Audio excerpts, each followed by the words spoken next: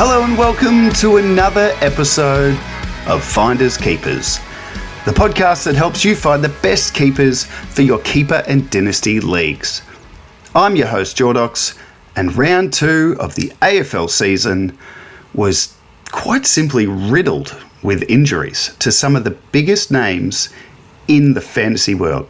An early season spanner has certainly been thrown into the works for coaches of the likes of Connor Rosie, Christian Petrarca and Errol Goulden last week.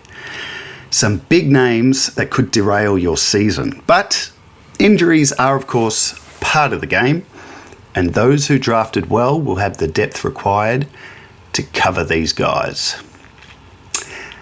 I had a great round myself, much better than round 1.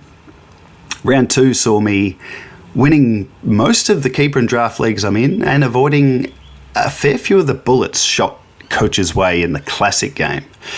So feeling pretty good. It's funny how much can change in a week. I was a bit down in the dumps with some of my sides last week and better results and everything's peachy again. Hey, last week I pulled off a trade in one of my keepers. I thought I'd share and just quickly go through. Quite a big one.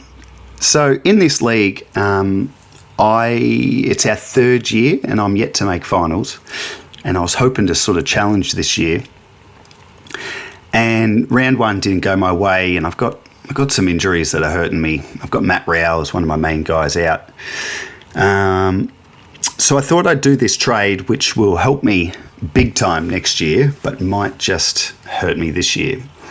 So I gave up Ed Richards and Dan Annable, and in return I got Errol Goulden, along with a favourable pick swap my way.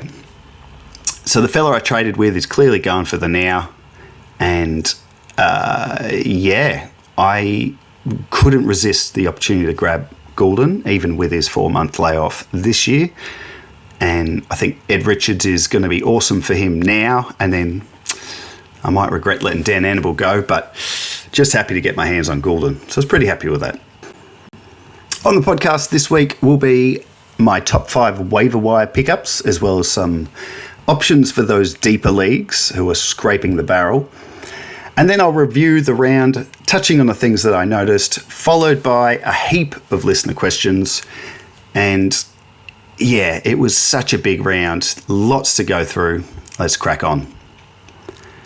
So as I mentioned last week on the podcast, I'm flipping things around this year, and I'm going to start with my top 5 waiver picks instead of saving it to the end.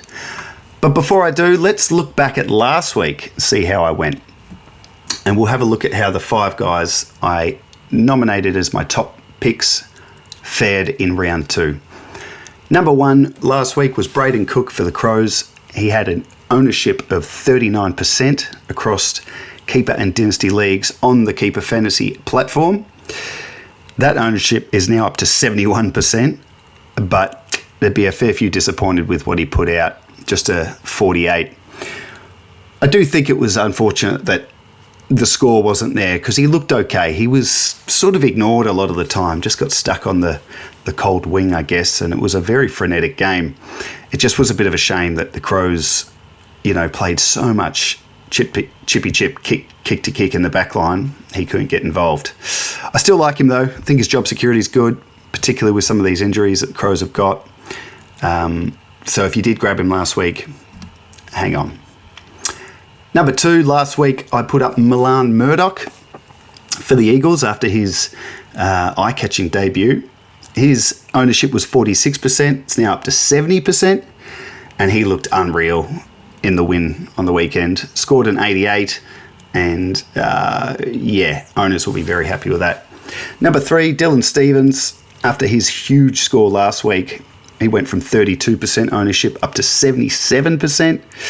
Scored 66, had the same role, just didn't feast like the week before. I think he'll be okay. Number 4 was Isaac Cumming, who had a 57% ownership up to 77%. He scored a 70 in what was a bit of a quieter day for the Crows wingers. And then last one was Jacob Van Vruwen, who was at 24% ownership up to 59% after his 6-goal breakout ton last week. And this week he scored 41, and yeah, it wasn't quite what I'd hoped for him. He dropped a lot of marks, though. It could have been more, and Fremantle absolutely beat up on the Ds, so I still think he'll come good. All right, that's last week. Let's look at this week. And the 5 names I'd be targeting, starting with number 1, pretty obvious one. Bodie Hewland has exploded into season 2026. Put up a 133 on the weekend. But he had a good score last week as well, and he's someone I liked. I reckon the year before last, there were times where I thought this guy's got a fancy game, but he ended up being too much lockdown. He appears to be much more free at the moment in that back 6 for the Suns, and at 67% ownership, I think he'll be pretty hot off the waivers this week. Number 2, I don't mind Zach Johnson for Essendon. 62% owned, put up a 90 on the weekend, and he's just someone who can score in that halfback role. And with Mason Redmond getting injured, I think that's going to continue for him. Number 3, I didn't talk about this guy last week because he was on the bye, but Isaac Quainer at just 46% ownership, and coming off a 95 and an 89 in opening round of round 1, and taken lots of marks. And I guess it's going to be interesting to see how Collingwood play after their bye, because the first couple of weeks they were very possessive in the back line. Lots of big numbers, lots of marks for these types. And I've always fancied Quainer as a fantasy guy. When he gets off the leash, his run and carry is really impressive. So, yeah, I was surprised his ownership's so low. Had a couple of good scores to start, and he's only 26. Number 4, Alex Davies for Gold Coast. His ownership's 58%. He scored 79 on the weekend. I'll talk a bit more about him later, but I think there's a real opportunity there for him with this Petrarca injury. And I just like what Davies has been scoring, even without all the midfield time. And number 5, Sam Closey, also from the Suns. 60% owned. Put up a 92 on the weekend to go with his 80 the week before. And he's one of these wingers that's just scoring more this year.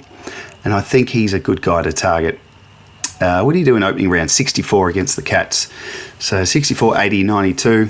It's not bad. He was pretty good when he debuted, I think, a couple of years ago. Put up some good scores from memory. Anyway, 60% owned, mid only, but 23-year-old who's scoring off a wing, I don't mind it at all. So there's the 5. Bodie Hewland, Zach Johnson, Isaac Quainer, Alex Davies, Sam Closey. I've ended up with 3 Gold Coast Suns. I didn't even mean that. Oh well. They're playing pretty well, so it makes sense. Now, what if you play in a league where all those guys are owned and there's not much on the scrap heap?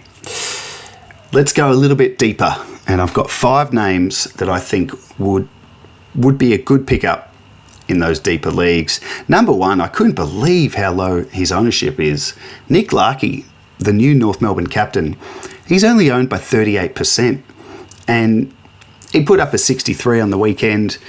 He's kicked 10 goals in his 2 games so far. He looked really good against West Coast. He's someone I've always liked to be a key forward who can play a role in fantasy. I reckon this could be the year he gets his average up, and plays Essendon this week, so might be able to add to that 10-goal tally. So that's Larky. Number 2 is Logan Evans from Port Adelaide, also 38% ownership. I put a tweet out the week before, at the start, before round 1, because he'd made his way onto the spot for the Sunday teams for Port Adelaide. And I saw he was there, and I just thought, I remember this guy. I reckon he's worth grabbing. He can score in the role, and he did it in his debut year a couple of years ago. Now, last week he scored a 50, not very exciting, but put up a 103 on the weekend. And I'll talk in more detail about Port Adelaide players and the game against Essendon. It was a points fest, so don't be expecting 100 every week from Evans, but he's a likely type and a fantasy type when he's in the right role, and he's very lowly owned. Number 3 is Carl Warner from Freo. I gave him a bit of a rev up last year, but he didn't go on with it. and his scoring hasn't really been what I thought. But 24% owned, put up a 93 on the weekend, looked to very much get involved in the kick mark game back there with Geordie Clark and Luke Ryan, who returned. Looking for a defender who could score pretty well in the future. I reckon he's worth a crack. Number 4 is Jackson Pryor for Essendon. He comes in at 22% ownership. He scored 74 on the weekend. He's been playing more on the wing, but I know he can play half-back. And Mason Redmond's gone down, so there's opportunity for him. And Johnson, as I mentioned earlier, a couple of those guys. I don't mind him. 74 is a good score in a game where they got thumped. And then number 5, if you're in these super deep leagues, have a look at Oliver Hayes-Brown. And I'm sure most of you, or some of you, would be thinking, who is that? So this is the next ruck in line at Richmond behind Toby Nankervis, who is out for 6 to 8 weeks with a hamstring. Hayes-Brown is in his mid-20s and was a professional basketballer before coming across to the AFL and Richmond. I reckon we might see him debut this week. I have no idea how he'll go. But at 4% ownership, might be someone to have a look at. I'll make it 5.5. I'll split Hayes-Brown with Samson Ryan. He's at 10%. He's another ruck option for Richmond. He's coming off an injury, so they said, I think today, if he plays, it might be just very limited minutes. But we're going to have a look at least one of, if not two of these boys. So, yeah, will be interesting to see because Richmond don't have Nank and they just don't have any other ruck. It's going to be interesting to see how it all pans out. So there's my 5 waivers and my 5 even deeper league waivers. And hopefully you get on one of these guys and you're thankful that you did. All right, on to the things I noticed across round 2. And it was a good round of footy, I thought. Less games than round 1 because of the super fun buys that we get. There were some blowouts, but there were some really close ones too. And it kicked off on Thursday night with Hawthorn and Sydney in a great contest at the G, with Hawthorn just prevailing in the end. And it was entertaining in many ways, and it was entertaining for fantasy, but it didn't give us much. There was only one fantasy ton between the two teams. For Hawthorn, I think the guy that's really been on my that I was looking forward to watching closely is someone I've got shares in a couple of leagues, in Lloyd Meek. And I've been quite nervous about the addition of Reeves to that lineup and then ruck sharing.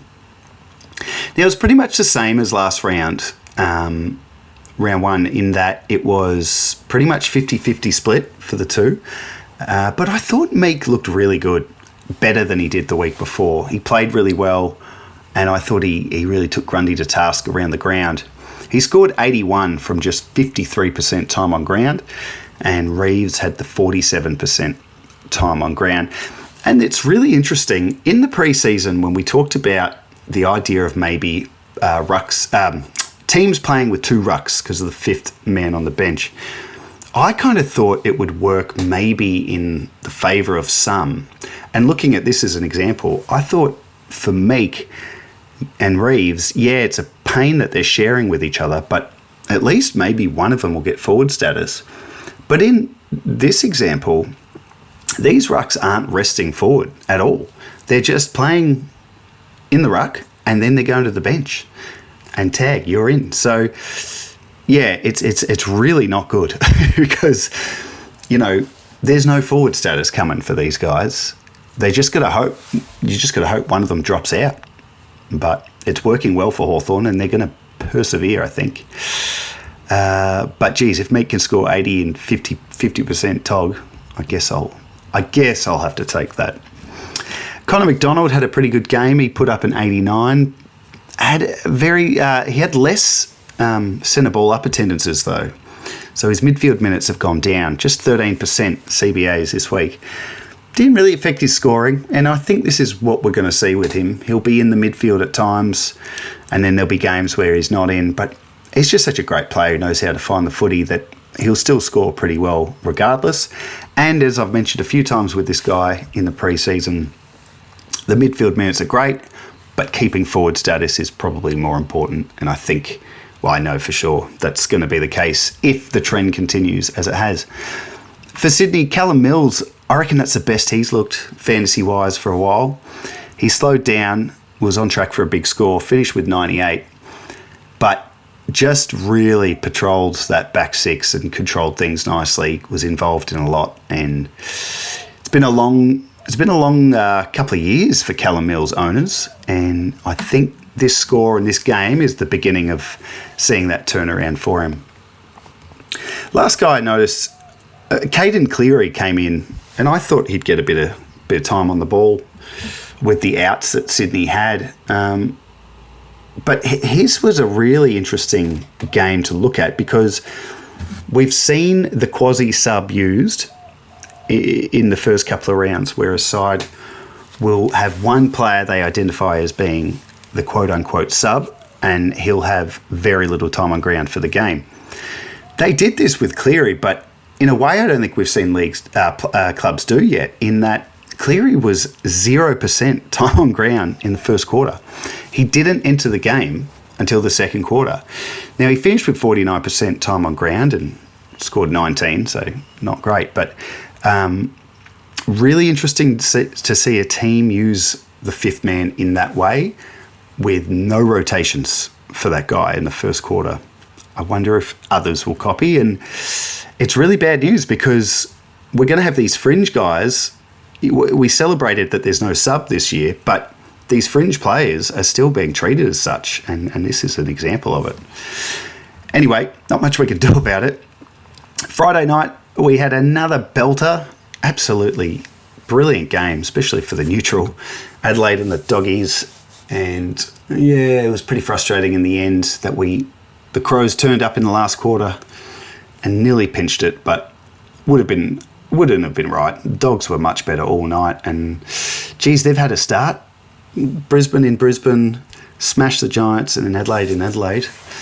It's looking very good down at the Kennel. Now, this was an interesting game. It was sort of touted as a big battle between some of the best forwards in the game. You've got the Crows, Thilthorpe, Fogarty, and then over for the Doggies, you've got Sam Darcy and Aaron Norton. But the key defenders were the heroes in this game. Butts and Murray kept the Crows in it, and then Buku Khamis and O'Donnell really stopped the Dogs from losing it in the end. So very good from them. But in a fantasy sense, Lockie McAndrew, he scored 81 and he had a slight increase of ruck time with Toby Murray out for the Crows.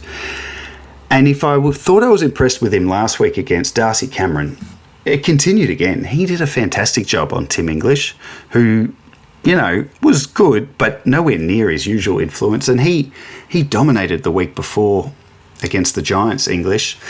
So, yeah, McAndrew looking really, really good. It's a great pickup for the Crows. Sam Berry built on last week's strong game. He had 89 last week, and he's gone to a 108 this week, playing that full-time mid-role. And I've been a long-time believer in Berry, and I don't know, it's only 2 games, but is he finally going to become a consistent midfield scorer for us? I sure hope so. He's looking good. Braden Cook, I mentioned him at the start, 48. And yeah, as I said, just disappointed he didn't get involved in that heavy chip mark game. The Crows were inexplicably playing. I think he'll be right though, Cook. He'll be better for it. For the Bulldogs, Bailey Williams has had a big start to the year. He put on a 124, if you don't mind. He just looks a different player this year. I can't put my finger on what it is. This game just suits him, and he's up and down those wings, kicking goals. Yeah, looking really good. Joel Freyer had a massive game without really any increase in CBAs. He kicked his 3 goals pretty early, went on to score 106, and was one of the dominant players on the ground. Really big game from him. And lastly, for the Dogs, just Bailey Dale caught my attention. He just scored 59, which look, he does this. We know that. He has a bit of a low floor at times. But he took 8 kick-ins, which made up nearly half of his fantasy score. So, a couple of weeks in a row, I'm a bit worried about Dale with the emergence of Jakes and Connor Buderick and a few other guys doing the role. But he did have an interrupted pre-season, Dale, so I'm sure he'll work his way into it. On Saturday, Richmond took on Gold Coast, and I didn't watch any of this game, but it sort of seemed to follow the script I think we all kind of had in our heads, with the Tigers having a go, but Gold Coast just far too good. Toby Nankervis, his hammy ruined his day and mine. I've got him in draft, and he was looking solid, man, like a big ton coming up. Finished with 86 from just 51% time on ground, if you don't mind. And so, who rucks for Richmond now? I spoke earlier about Samson Ryan and Oliver Hayes-Brown probably coming in, but McKelty Lafau jumped in for this game in that last quarter, and yeah, I don't know if they'll stick with that. It's a bit of an unknown. We'll just have to wait and see when teams come out and how they line up, because Nankervis is out for a long time. For Gold Coast, took Miller, another great game playing off half-forward flank. And yeah, this is pretty exciting for Miller owners because that forward status is very much on the way. He's put up a 108. He's had a great start to the year. The only potential concern with Miller's role is this Petrarca injury. So the super recruit Petrarca is out, 6 weeks at least with a bad hammy. Does that push Miller back into the middle enough in the next few weeks that costs him his forward status? I don't know. I haven't crunched the numbers on it. It was just something that occurred to me. I think this next guy will get a bump in the midfield. I think Miller will be okay, and that forward status will come. Alex Davies, who was one of my waiver picks at the start of the episode, scored the 79. I just think there's an opportunity here with Petrarca going down, and he's been scoring well. Limited time on the ball. Bailey Humphrey's been suspended as well, although I think the Suns will challenge that. He's just a watch, Davies. And Bodie Hewland, I talked about him. He's my number one pickup this week. 133. Took the most kick-ins. And he's just playing free and racking. Second fantasy career ton. And I dare say more are on the way. Twilight footy, GWS and St Kilda. This was another great game with a great finish. The Saints kicked away and were ahead all day, and then the Giants made a big comeback late. St Kilda held on, thankfully for them, for their first win of the season. Not a lot in this game, just something I noticed. The Giants, Harry Rouston dropped out of the CBA mix altogether this week, and he scored 65, but I thought that was curious that he was out of the centre ball ups. For the Saints, Mateus Filippo, I don't know, do we start to get a bit worried about him? He scored 31 and just 57% time on ground. It's just the injuries that this guy, he had that corky last week and they played him. Looking at the score and time on ground, I'm wondering if they would have been better off giving him the week off. Yeah, just getting a little bit nervous for Filippo owners. And then Rowan Marshall returned. So we got another look at the Tom De Koning and Rowan Marshall split. And it was pretty much the same as opening round. It was a 72-28% split for centre ball ups. And around the ground, a bit more even, 54% to 43%. And I think one of the other Saints chipped in for a couple. So De Koning scored 90, Marshall scored 62. I don't really know what to make of any of it. I think that forward status is coming for Marshall. Yet to see him put up a score. It's probably too early to make any sort of big calls on them, but I do want to see more from De Koning. He's gone, I think, 80, 80 and 90. And he's got, they got Brisbane. Yeah, so he'll have Fort and Draper this week. See what he can do before the bye. Saturday night, Freo in Melbourne. This, look, I was looking forward to this game just because the way Melbourne played last week, I thought could be a good one. But, Freo are looking good. I reckon. They smashed them, made light work of the D's. Plenty of fantasy things to look at, though. Shea Bolton, he had a big spike in his CBAs this week, up to 71% split, and he only hit 70% or more once in his first year at Freo last year.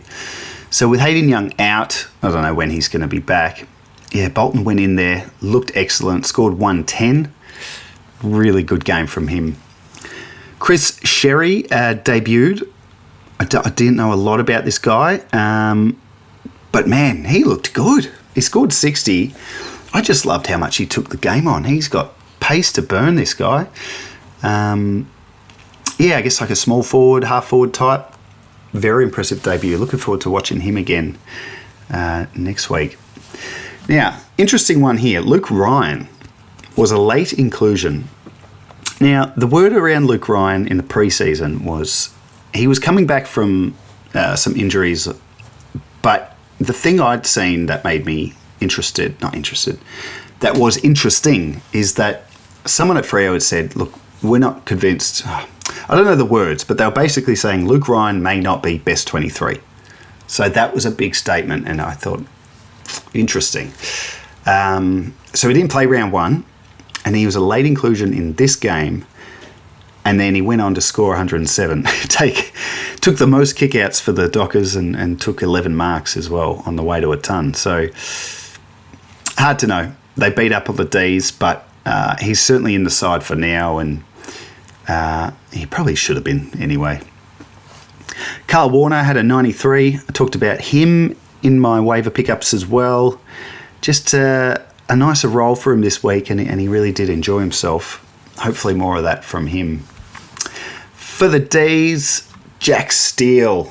Yes, Jack. This was really great to see.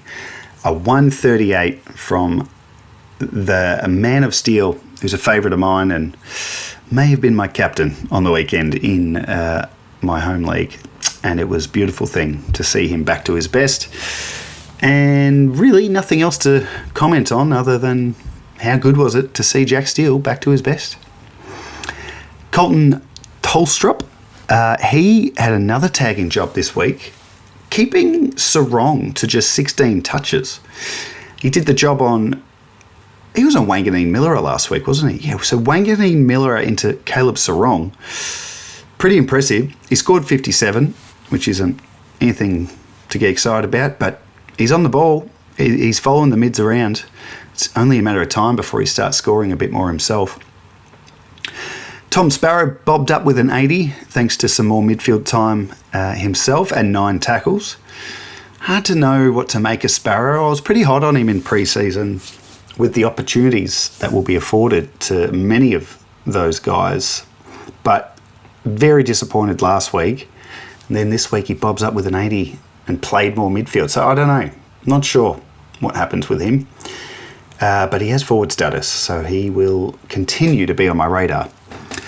And lastly, Chenkuth Giath. He scored 59, and he's interesting. He made a few blues, made some errors in the game and really got picked up by the commentary team. I thought it was a bit unfair. I thought he was one of only a few Ds who just were trying to get something going, trying to take the game on.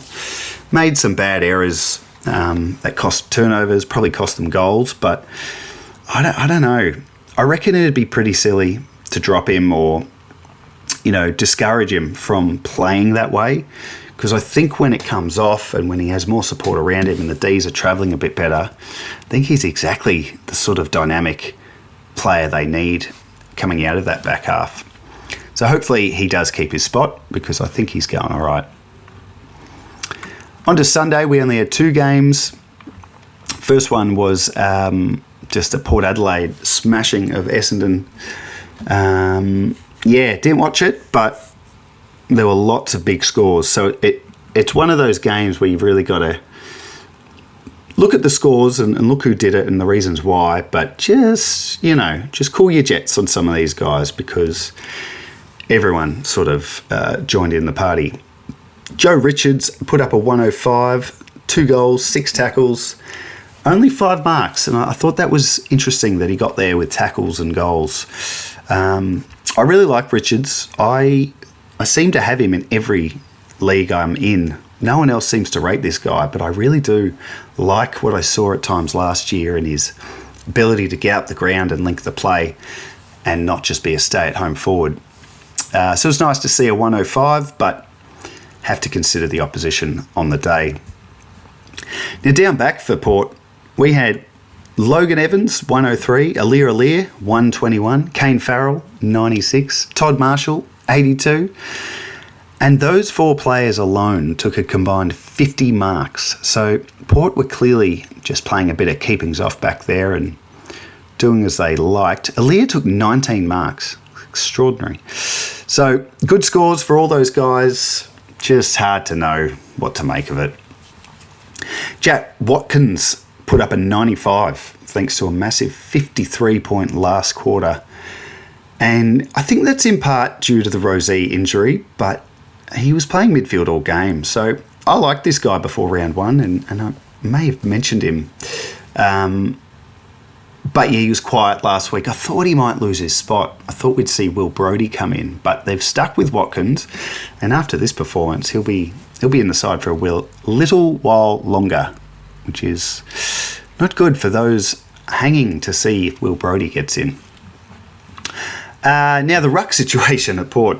Jeez, this sent the classic world into a bit of chaos because a lot of people had Vicentini after he had jumped ahead of Sweet in pre-season, only to see Vicentini dropped after one game where he did pretty all right against Tristan Sherry. So pretty unlucky, but it all made sense to me. I was surprised that he'd got ahead of Sweet. I rate Jordan Sweet, and I couldn't understand how he'd lost his spot.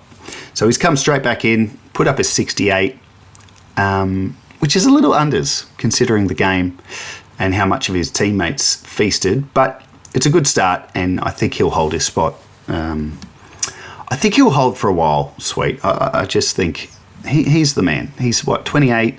Vicentini's in his early 20s. It just makes more sense to me that Sweet is the man for now, and it's going to take some pretty terrible performances from him for Vicentini to come back in anytime soon. Just one mention for Essendon, one of my waiver pickups, Zach Johnson with the 90, stepped up in the absence of Mason Redman, who got injured really early in this game. And yes, 26 touches, 7 marks, took kick-ins. It's a very nice role, and when he has it, he can put up 90s. So yeah, I think it's going to be a good little patch for him. And then lastly, Sunday night footy, which I love, by the way. I love Sunday night footy. Any night footy is a goer for me. And it was West Coast and North over in the West. And North kicked away early, and then West Coast just came flying back and got the win. It was a very entertaining game to watch. I thought the thing I noticed about West Coast was really interesting, just the midfield mix from last week to this week. So this week, guys like McCarthy and Brady Hoff were out of the middle, and then Tim Kelly was back. Elliot Yeo had much more of a role in the middle. So, you put guys like Kelly and Yeo back on the ball. That's a lot of experience around Harley Reid, some of the other younger guys. Jack Graham was really good too. So, yeah, there's no surprises. Those three, Yeo, Kelly and Graham, all stood out and had pretty good games. They all scored in the 80s. And, yeah, it's just no surprise to me that the Eagles finally won. It's on the back of these experienced guys performing the way they did. They need to do it more often, and we're going to see these young West Coast guys really develop, and they might surprise a few this year. Speaking of the young guys, Cooper Duff-Tytler and Willem Dersma, super impressive second games at the level.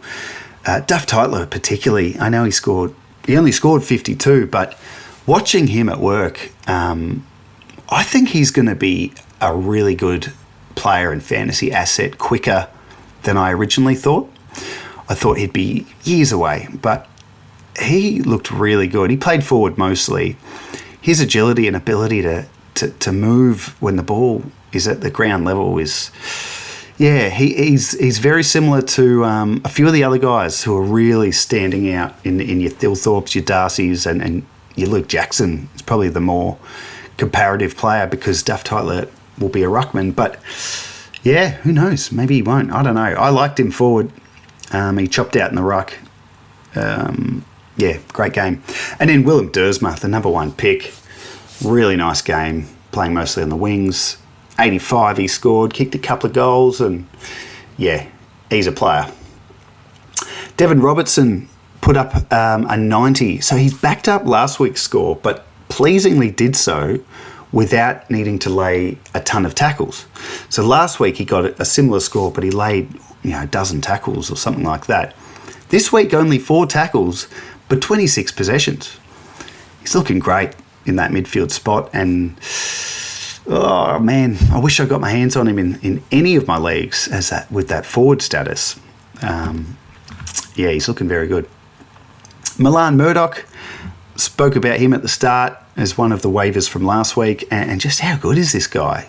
Kicked 2 goals, lays 10 tackles. It really helped the Eagles turn the game on his way to scoring an 88. You just love to see it. For North, Tristan Sherry, an absolute monster of a game with a 152. Probably have him as my best on ground, to be honest, even though they lost. He just dominated Flynn, and he was so good at the contest. Laying tackles, pressure acts, all the stuff you just love from a big man.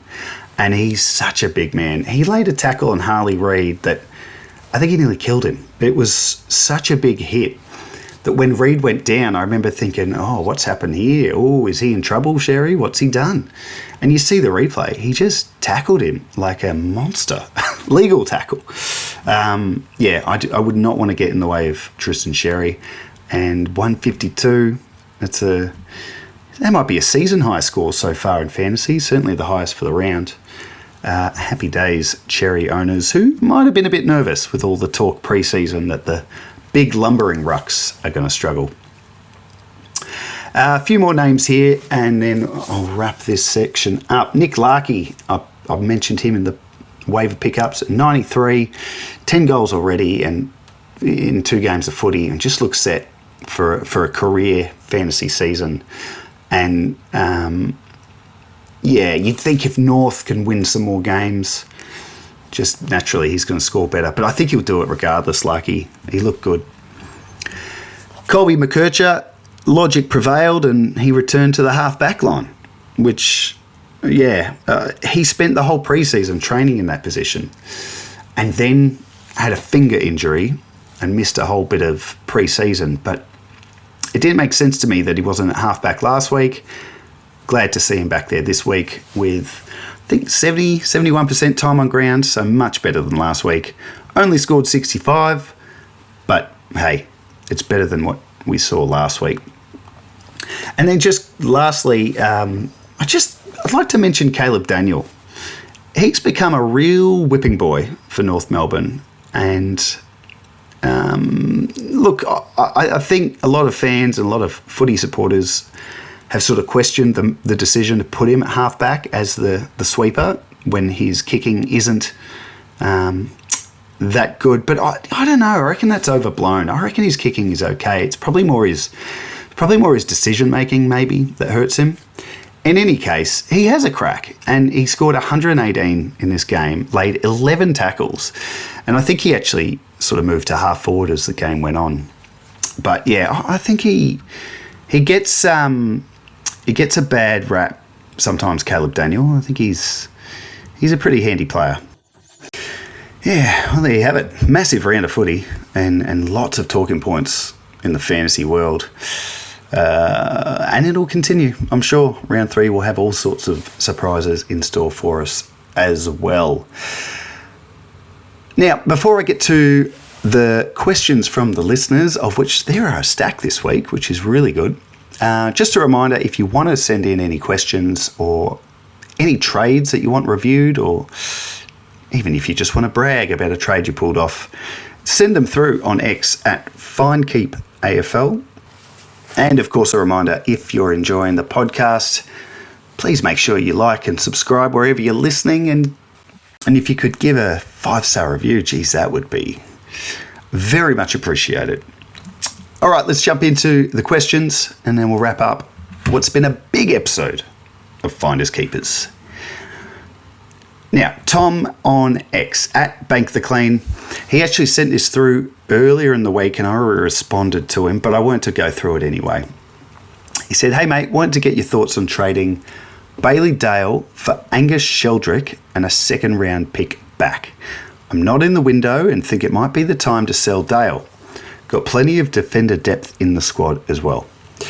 So, as I said to Tom in my reply, I think it's a great idea to get off of Bailey Dale. I've had my concerns in this pre-season and the game on the weekend probably just added to it. He has had a interrupted pre-season, of course, but I've always kind of thought he's such an up and down guy. His average doesn't always really tell the story. And yep, if you have plenty of defender depth and you can bring in Sheldrick and a second round pick, I mean, you could arguably go for more. Maybe not after the weekend, but I'm big on Sheldrick. I'm big on him, and it's slowly happening for him, and I think that's a great move. So thanks for the question. And then Tom followed up later in the week and he had another question, which is great. And he says, have been offered Sid Draper for Caleb Windsor. What do you think? I feel Draper has more potential to be a primo mid, and I've got defender options to cover Windsor. This is a really good one because I'm big on both, and there's some drawbacks and concerns on both. Draper is the body, specifically his groins, and he might be available for selection this week, which is good. I'd love to have a look at him, but yeah, for someone so young in his career to already have just some ongoing issues with his groins, that always makes me a bit nervous. But if he gets past that, I do think he becomes that primo mid you're talking about. Whereas Caleb Windsor's really interesting because I'm big on him and have been since his first year, but I've never understood the on-ball spot they gave him late last year, Melbourne. And they've persevered, and he looks all right in there. He's just not scoring. And I wonder if he'd be better off playing on a flank or a wing or somewhere else that's not so contested. I don't know. It's very early days. But look, I reckon if you've got the defender options to cover Windsor for this year, I do think Draper is the better player long term, and I reckon you can make that trade. Good stuff, Tom. Good luck with it. Chris at Seabrack10 on X asks, thoughts on Berry? So that's Sam Berry. Will he continue this hot form? The role looks solid. You might want to get someone with a less biased view, Chris, but no, look, I've seen something in Berry that I don't think many others have, and I see him as more than just that one-paced in and under extractor type midfielder. I've seen him in the past get the footy and get out of there himself. He's got better wheels than people would think, and he's just had such a journey of lack of momentum in that role. And he got it last year.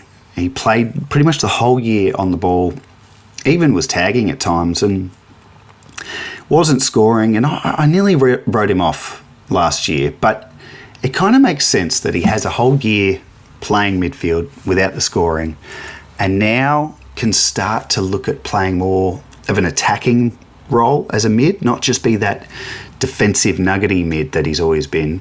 Actually attack, and we saw it in the opening minutes on Friday night against the Dogs. He was involved in that chip mark. He put on a few points early, just +6s running around the ground. So will he continue this hot form? I think he will. I think he will for now, and I think the role is solid and locked away for now. It's just, can he keep it going for the whole year? But yeah, I'm big on him, but I always have been. So might need one more week. Let's see how he goes down in Geelong this week against the Cats midfield. If he can put up an 80 plus 80, 90 score this week, that makes it 3 weeks in a row, and I reckon we can say, yep, he's doing it. Anyway, hope that helps, Chris. And I hope I'm right. Barry goes on with it. Now, I got a bunch of questions from some mates I play with, which was fun. I just put in the group chat. I just said, hey, anyone got any questions for the pod? And they came flying in. So let's go through it. First bunch is from Ray. He asked, is Sweet's job security okay now, or will they continue to bounce between the two after a loss? So I talked about that a little bit in the review section, talking about Jordan Sweet. And whilst he didn't play an amazing game, I just think it makes sense that they stick with him for a while now. He's the much more senior of the two between him and Vicentini. And I think his job security is pretty sweet. I didn't even mean that. Pretty good for now. It may change, second half of the year when Port are probably out of finals contention and they're going to say, all right, let's look at the list. Let's see what the young guys have. If Sweet's not playing really well then, I think we'll see Vicentini come back in the second half of the year. Why is Oscar Allen so crap playing for a good team? Was Waterman the better hole? Yeah, so Ray traded for Oscar Allen. I think it was a pretty big trade a few years ago. Might have even been for Jordan Clark. Anyway, he's regretted it ever since. But look, hang in there with Allen. I mean, you've got to hold him now. He's only a few games into his career with Brisbane and they haven't won a game yet. So wait for Brisbane to get their players back and start cooking. And we're going to see a different Oscar Allen, I'm sure. And then lastly, chances of Nick Newman getting up this week. The last I heard is he's available because he had that suspension and that's cleared. I wonder if they'd just throw him in or if he'll go VFL first. So if I had to pick, how'd they go last week?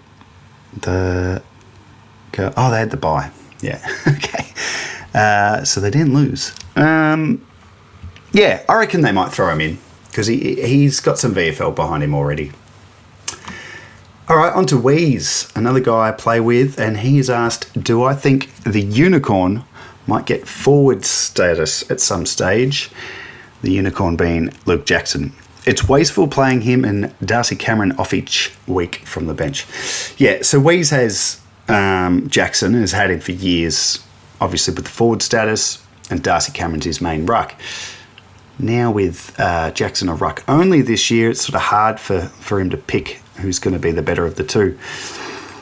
Look, I think Jackson could get forward status again. I don't know. I reckon they like what they're doing with him and Darcy, and then sure, he'll rest forward a bit, but he's also playing as an on-baller at times, Jackson. So yeah, I don't know if it's going to happen this year, but certainly it really just depends on Sean Darcy's fitness and whether he stays at Freo long term. That'll probably decide it. I think if they keep Darcy long term, Jackson will end up with forward status again. I just don't think it'll be this year. And yeah, maybe you should trade him to me. Wheeze also says, I held Windsor over from last year. To quote Flavor Flav, don't believe the hype, or should I believe the hype? I don't know who Flavor Flav is. Look, I talked about Windsor in a fair bit of detail before, comparing him to Sid Draper. But I think for you, Wheeze, definitely hang in there. I mean, at least he's playing, he's on the ball. You're just probably not relying on him for scores just yet, but he's still very young. And then the last one is from Jared, who is currently the reigning back-to-back champion in this league I'm in. So not sure if I really want to help him with anything. Nah, he's gone. Thoughts on dropping Paul Curtis. He's become a bit of a hard hold. Yeah, Curtis. Yeah, I get the frustration there, but he had a really interrupted preseason with injury and illness, and his first couple of scores have been so-so. But I'm still a firm believer that when North start to climb the ladder, whenever that may be, Curtis will climb with them in terms of scoring. And yeah, I'd hang in there for a bit longer with him. All right, thanks everyone for sending those in. That was a lot of fun. But that's a wrap, I reckon, for Finders Keepers this week. Big episode, unpacking a lot of stuff. So I hope you've enjoyed it. And we've barely got time to catch our breath before Round 3 starts this Thursday night down in Geelong with the Cats and the Crows. Can't wait for another round of footy. And I can't wait to review the whole lot for you on next week's episode of Finders Keepers, so make sure you join me then. But in the meantime, I'm Jordox. This has been Finders Keepers, and until next time, keep on keeping on.